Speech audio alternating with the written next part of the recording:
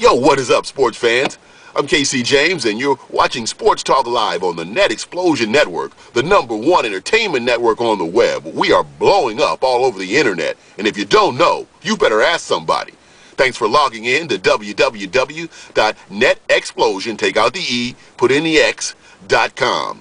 Hey, have you joined KC Sports Club yet? Why not? What are you waiting for? Because you're missing out on a chance to win a 32-inch Sharp Aquas LCD TV HD flat screen that is off the charts. We're giving that away later on this month. In fact, February 28th will be the drawing, and all you have to do is be a member of My Sports Club, and to do that, just log into the website, netexplosion.com, click on KC Sports Club, join for only $14.95. You'll have a chance to win cash and prizes weekly, up to $500. Play KC Sports Challenge. We got all kinds of stuff for you, tickets, sports apparel, but you got to be in it to win it. And to win it, you got to be a member of My Sports Club. So make sure you join My Sports Club and get with the program. We got all kinds of stuff happening in the world of sports, and Major League Baseball is really starting to take center stage. Pitchers and catchers are reporting to spring training next week. But, of course, the big story is the battle royal between Rocket Roger Clemens and his former trainer, Brian McNamee. And Congress is all up in the mix. Clemens will be back in front of Congress again on Wednesday, and he'll be there without his main man, Andy Pettitte, who does not want to share the stage with Roger Clemens, and that's understandable. He doesn't have to. But my question is, if that's Clemens' boy, if you're Andy Pettitte, and Clemens is your dog, then why aren't you there supporting him and giving the 411? Unless Pettitte's story corroborates Brian McNamee, the former trainer of both Andy Pettitte and Roger Clemens when they were with the New York Yankees. And evidently that might be the case, because Pettitte, again, does not want to show up with Roger Clemens. But if his story sides with McNamee, that really throws a lot in the mix.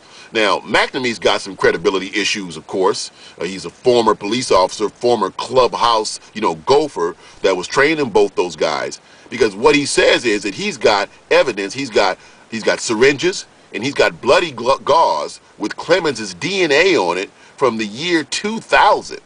And he said he had this stuff in his garage in a beer can. Oh, that's pretty sanitary, isn't it? And for Roger Clemens' side, in being in front of Congress, and I think the public opinion has been swaying toward Roger Clemens, except now, with all this that's going on, Clemens is lost anyway, because his reputation is shot. He can't be a pitchman anymore for endorsements. I mean, no company is going to touch Roger Clemens with a 10-foot pole unless he is completely and absolutely exonerated from all this, and I don't really see how that's going to happen under these circumstances. So Clemens is basically a loser no matter what happens from here on in. Similar to Mark McGwire when he was in front of Congress, he didn't say anything, and by saying nothing, he said everything, because he is basically pretty much rode off into the sunset. McGwire was not able to get into the Hall of Fame on the first ballot in 2007. He only got 23% of the vote. And I'm saying that to say that about Roger Clemens, is that this will affect Rocket getting into the Hall of Fame. I don't care how many wins he had in strikeouts. If this controversy and steroid cloud hangs over his head like the fog in the San Francisco Bay, Clemens will be a long time getting into the Hall of Fame. And again, his rep is shot, so we'll see how this all plays out. And to add some fuel to that fire, John Rocker, the former pitcher for the Atlanta Braves, spouted off the other day about the fact that Bud Selig knew that Rocker had failed a drug test when he was a member of the Braves back in 2000 and kept it hush-hush. And then Rocker, when he was a member of the Texas Rangers in '03, said that league doctors and the Players Association advised players and helped them to use steroids and performance enhancers while they were playing baseball. Now, first of all, we all know Rocker is a nut, an absolute wacko. He's also a bigot and a racist, for what he said back in that article he did with Sports Illustrated about New York.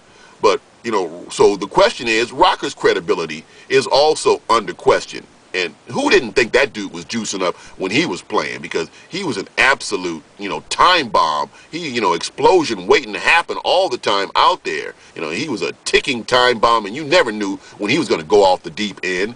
And now the other day he was in Atlanta talking to a radio station, and then Superfan Radio in Atlanta. So my question about that is, what's Rocker's motivation? Does he have a book coming out? Is he going to get paid? Because the two guys that have blown the biggest whistle on the whole steroid mess and the scandal has been Jose Canseco and now John Rockhead Rocker. Two guys who, again, their credibility is highly in question. We know what Canseco's motivation was. He wasn't trying to clean up baseball. Dude wanted to get paid, and he did with that book. He's got a second book coming out, and now Rocker joins the club.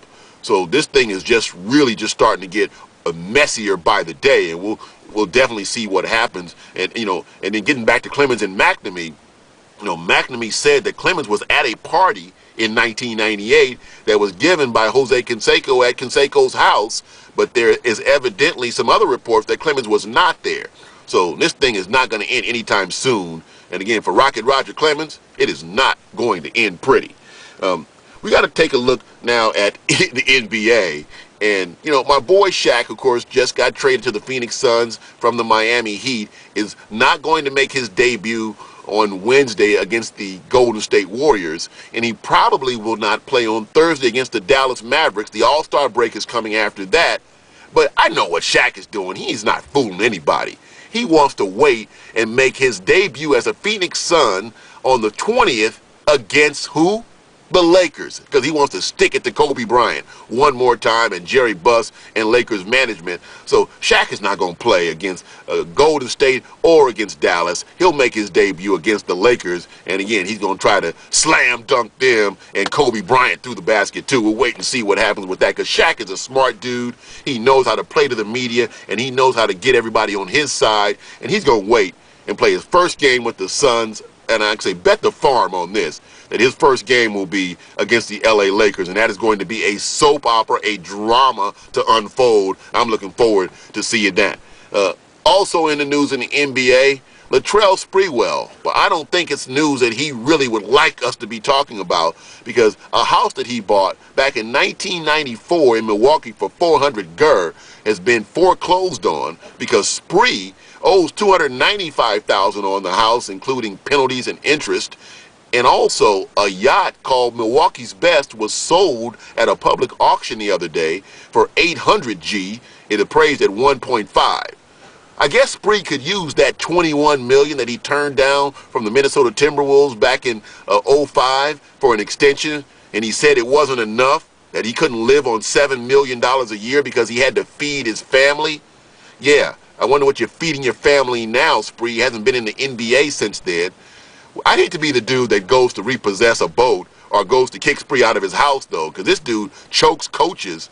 And even one time when he was with the Warriors, he got into it with a teammate, Jerome Kersey, and came back to practice with a 2x4 and wanted to go upside Jerome Kersey's head. So we'll see what happens with Spree. Maybe you need a loan, Spree. I don't know where you're going to get it. But Spree back in the news, and it ain't good for Latrell Sprewell. Trade rumors still surrounding other players in the NBA. Jason Kidd, Mike Miller might be moved. Also, we could see Ron Artest. All these guys could be moved. The trade deadline is February 21st, so we'll have to see what happens with that. Hey, and did you see that basketball game in the NCAA, the Big East, between Georgetown and Villanova the other night? That was ridiculous when that referee, Donato, called that foul with 0.1 seconds left that sent Jonathan Wallace of Georgetown to the free throw line to win that game. It was tied 53-53. Nova played a great game, and no way do you make that call in that situation. Dude was 75 feet away from the basket in the backcourt. In fact, Jonathan Wallace said he thought the whistle was blown because he figured he had stepped out of bounds on the play. They had a mad scramble underneath, and to make a call like that is ridiculous. Referees should be unknown, and they should not decide basketball games. Players should. Next time, Donato, you need to swallow that whistle, even if it was the right call, even if it was a foul. You don't make that call under those circumstances. You let it go, you let them play, and you let the players decide the game. That was awful, and you do not want to see that happen. And the Big East head of officials tries to say it was the right call, it was a judgment call. No, it was the wrong call, and it was bad judgment. And as you start to head toward all these meaningful college basketball games, as we get close to the conference tournaments, you just cannot have that kind of thing happening. No more officials deciding games as we get toward the NCAA tournament.